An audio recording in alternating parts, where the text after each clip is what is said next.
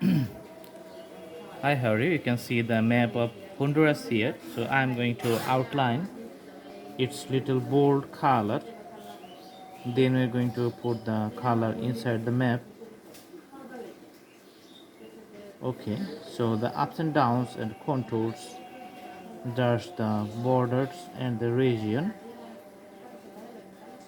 So all these lands inside these borders defines the country itself.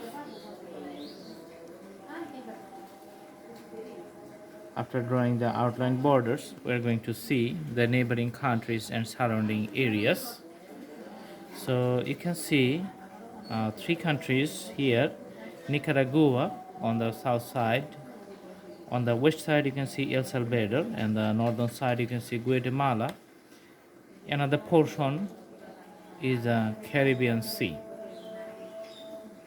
So obviously you can easily understand that its location is in the America, subcontinent and continent.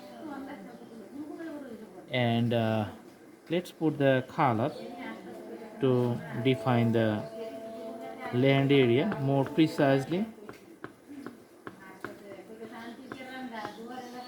taking the crayons.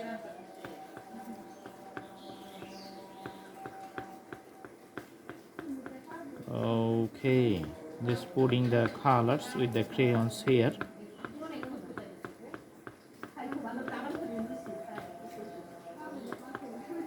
All right, so the system of putting colors is done. Now you can easily understand the shape and the clear definition. It looks good. I hope you like the video.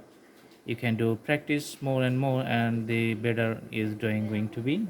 So there's the only option: do the practice and memorize the countries, this diagram like the map. And I hope you like the video. Thanks for watching. Have a good day.